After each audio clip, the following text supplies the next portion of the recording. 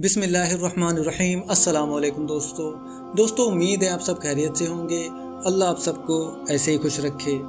दोस्तों आज हम फिर से हाजिर हैं आपके पास एक और न्यू मुस्लिम की स्टोरी के साथ, जिसमें आप देखेंगे कि कैसे एक मुसलमान अपने ही मज़हब से मुतनफ़िर हो गया था और उसने लादीनियत को कबूल कर लिया था, यानी कि वो एथीस्ट बन चुका था।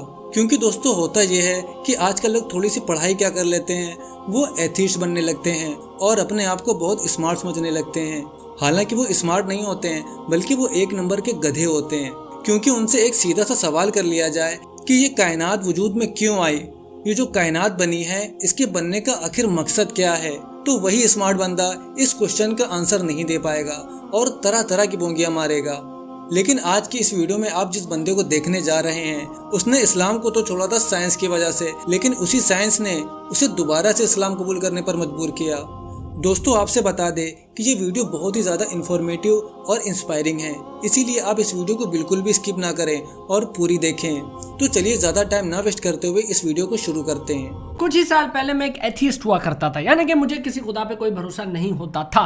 उसके बाद मैं बिलीवर बन गया। ये कैसे हुआ, ये जर्नी कैसे हुई, आज इस वीडियो में जिक्र करेंगे। क्या आपने रात में कभी तारों को देख के सोचा है कि ये बने कैसे, ये आए कहाँ से? ये ईशान अवस्थी ने अपने चार्ट पेपर पे तो बनाए नहीं है, ये असली वाले, तो ये कैसे आए, ये कहाँ से आए, कभी सोचा है? कुछ लोग इस मैजेस्टी को देख के बोलते हैं कि इसका डिजाइनर जरूर होगा, किसी न किसी ने इसको बनाया होगा, और कुछ लोग कहते हैं कि बस ये तो कोइंसिडेंस है, कोइंसिडेंस में हो गया, यानी ग्रेवी में बस ये कायनात पूरी वजूद में आ गई। पूरी कायनात को जब देखते हैं तो पता लगता है कि यार हर चीज बड़ी फाइन ट्यून्ड है, ट्यूनिंग की गई है, हर चीज अपनी जगह पे बैठी हुई है। आप खुद ही सोच ले, एक 70 की ट्यूनिंग के लिए उस्ताद की जरूरत पड़ती है, तो ये इतनी पूरी कायनात कैसे ट्यूनिंग में आ गई, इसका कोई तो उस्ताद होगा। बहुत सारे सवाल हैं, बहुत सारी मिस्ट्रीज हैं जो सोचने में मजबूर कर देती है। मिसाल की बात कि ग्रेविटेशनल कांस्टेंट, ये इसका नंबर इतना प्रिसाइज कैसे है? किसने इसको 6.67 × 10⁻11 न्यूटन मीटर स्क्वायर पर kg स्क्वायर रखा? इलेक्ट्रॉन का मास इतना प्रिसाइज कैलिब्रेटेड कैसे है? अब ये सब किसी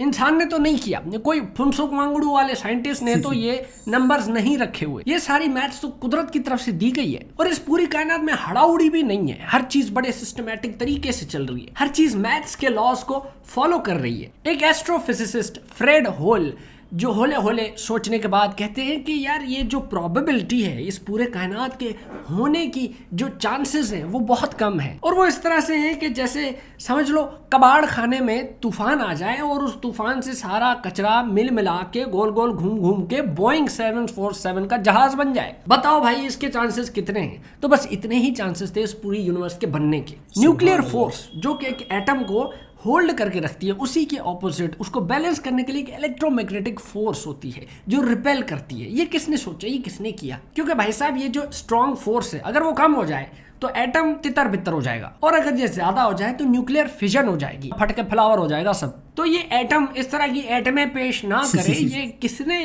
डिजाइन किया? इलेक्ट्रॉन प्रोटॉन का मास रेशो ऐसे किस तरह से स्टेबल है? क्योंकि अगर ये स्टेबल ना होता तो सिर्फ हाइड्रोजन होता, लेकिन हम देखते हैं और भी बहुत सारी चीजें, ऑक्सीजन है, नाइट्रोजन है, कार्बन है, क्लोरीन है, फ्लोरीन है, नसरीन है, परवीन है, मेजबीन है। हमारी धरती का टेम्परेचर बिल्कुल सूटेबल है कि उसमें पानी खड़ा रह सकता है। हालांकि आपको पता है मार्स पे एक जमाने में एटमॉस्फेयर हुआ करता था, पानी भी हुआ करता था, लेकिन फिर ये जो सूरज है उसकी विंड्स, सोलर विंड्स की वजह से वो पूरा एटमॉस्फेयर, वो पूरा पानी मार्स से कल्टी हो गया। ये जमीन बिल्कुल टिकाऊ किस्म की रोटेशन क्यों करती है? ये गुस्से में कभी इधर उधर क्यों नहीं निकल जाती? ये सारे सवाल सोचने में मजबूर कर देते हैं कि कोई तो है जो निजाम हस्ती चला रहा है। साइंस ये कहती है कि इस कायनात का वजूद एक धमाके से हुआ है, बिग बैंग के एक्सप्लोजन से हुआ, और ये धमाका इतना बड़ा था कि अभी तक कायनात फैलती जा रही है, एक्सपैंड करती जा रही है, बिल्कुल एक मोटे आदमी की तरह जो मोटा होता जा रहा है और अपने हार्मोन्स पे ब्लेम कर रहा है। तो भैया बिग बैंग का जो ये पूरा कॉन्सेप्ट है, ये भी सजेस्ट करता है कि सब कुछ नहीं से आया हुआ है, यानी it was all created out of nothing. इस बात में मुझे वो गालिब का शेर याद आ गया कि न था कुछ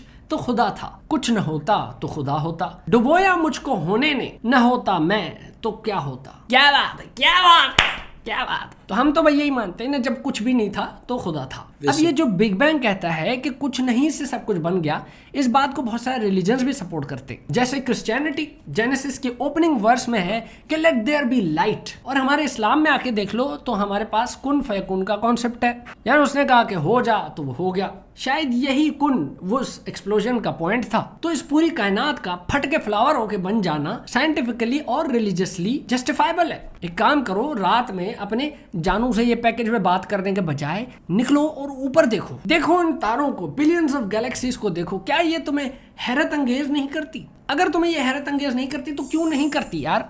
यही तो मसला है। लोग यहाँ क्यूरियस नहीं है, सोचते नहीं है। बस यहाँ पे कोई अंग्रेज आ जाए तो उसको जरूर देखेंगे, हैरत से अंग्रेज को देख के हैरत अंग्रेज जरूर होंगे लेकिन कायनात को देख के हैरत अंगेज नहीं होंगे। मिलियंस ऑफ ईयर्स तक ग्रेविटी गैस के बादलों को मिक्स करती रही, उसमें डस्ट भी आता गया, गोल गोल घुमा फिरा के ऐसे वो स्ट्रीट फाइटर वाला अदूगन वाला गोला बनाती रही और आखिरकार गैलेक्सी बन गई, उसमें तारे बन गए। तो क्यूरियस हुआ करो मेरी जान। क्यूरियस लोग बहुत आगे जाते हैं। जैसे गलीलियो था, उसने दूरबीनी जो बनाई थी, वो दूरबीनी इसलिए नहीं बनाई थी कि भाई उसने अगली बिल्डिंग में अपनी क्रश को कपड़े बदलते देखना था, नहीं, इसलिए बनाई क्योंकि उसमें भी कीड़ा था, चुल थी, वो क्यूरियस था। अब उसकी वो दूरबीनी टेलीस्कोप इतनी तरक्की कर गई है कि हबल टेलीस्कोप बन गई, एक ऐसी टेलीस्कोप जो बहुत दूर तक देख सकती है। हबल ने हमें एक पिक्चर दी, हबल अल्ट्रा डीप फील्ड जिसको बोलते हैं, जिसमें हजारों गैलेक्सीज दिख रही हैं। उस तस्वीर को देख के यार बंदा सोचता है कि यार इतनी गैलेक्सीज हैं, हो सकता है जादू भी असल में हो, शायद एक्स्ट्रा